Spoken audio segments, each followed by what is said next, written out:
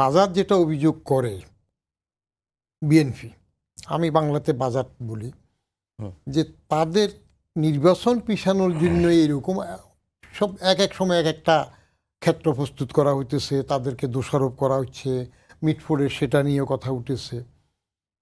কিন্তু আমি বলি এটা যারা ক্ষমতা এসে যাচ্ছে, এসে যাবে এরকম একটা ভাবে আছে বাজার, তাদের তো এরকম অভিযোগ থাকতেই পারে। আর সরকারের তরফ থেকে এই জাতীয় ঘটনা এটা তো নূতন নয়।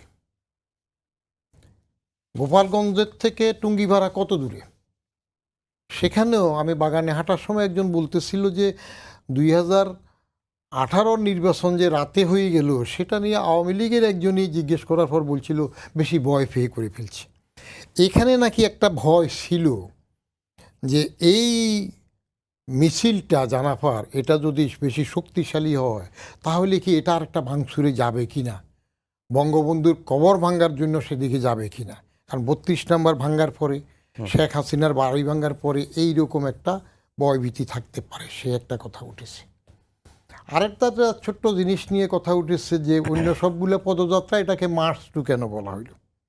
আসলে বাংলা আর ইংরেজির মধ্যে তফাৎ বেশি হয় না, কিন্তু প্রায়োগিক দিক থেকে মার্চ টু যখন বলা হয় তখন এটা বিশাল কিছু মনে হয়। মার্চ টু ঢাকা, যে বিরাট ব্যবহার ঘটবে। তো মার্চ টু গোপালগঞ্জ বলার পরে স্বাভাবিকভাবে এরা গোপালগঞ্জ তো যেহেতু বঙ্গবন্ধুর জন্মভূমি, যেহেতু শেখ হাসিনার নিজস্ব একটা এলাকা, সেখানে তারা একটা শোডাউন করার চেষ্টা করবে। এইটুক কী পরিমাণ হতে পারে সেই পরিমাণটুকু নিয়ে সরকারের আঁচ কোথায় ছিল, কতটুকু আঁচ করতে পেরেছে। আর জানাফা যারা গেল জাতীয় নাগরিক পার্টি, যারা পরে অনেকটা, যদি আমি তো যেটুক দেখলাম টিভিতে যে একটা বড় বাক্সের মধ্যে ঢুকে যাচ্ছে আর্মার্ড সাজোয়াজানের মধ্যে, সেটা যদি না হতো তাহলে তো আরও খারাপ কিছু করতে পারতো, হয়তো বা করতে পারতো। তো আইন শৃঙ্খলার প্রভাব, নির্বাচনের মধ্যে প্রভাব যেটা হবে, নির্বাচন নিয়ে তো ইউনূস সাহেবকে নিয়ে সবসময় কথা আছে, তিনি কি আসলে সঠিক টাইমে নির্বাচন দেবেন কি না, দিচ্ছেন কি না, এসব কথাবার্তা আছে। আর বাজার বিএনপি সবসময় আগে বলছে ডিসেম্বরের মধ্যে হতেই হবে, তারপরে ফেব্রুয়ারিতে লন্ডন বৈঠকের পরে ফেব্রুয়ারিতে তারা মেনে নিল, বলল যে ঠিক আছে।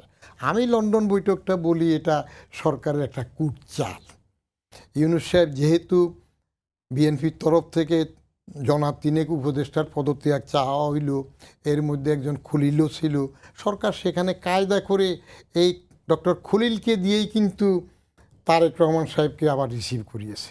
তাহলে এখন আর তার পদত্যাগের দাবিটা থাকলো না। এগুলোর অরাজনৈতিকগুলো একটা রাজনীতি। আর এখানে যত কথা হচ্ছে সংস্কারের, যা বৈঠক হচ্ছে সর্বদলীয়, সেখানে কোথাও না বলে এপ্রিল থেকে ফেব্রুয়ারিতে হতে পারে যদি এটা হয়, সেই কথাটা ইউনূস সাহেব লন্ডনে কেন বললেন?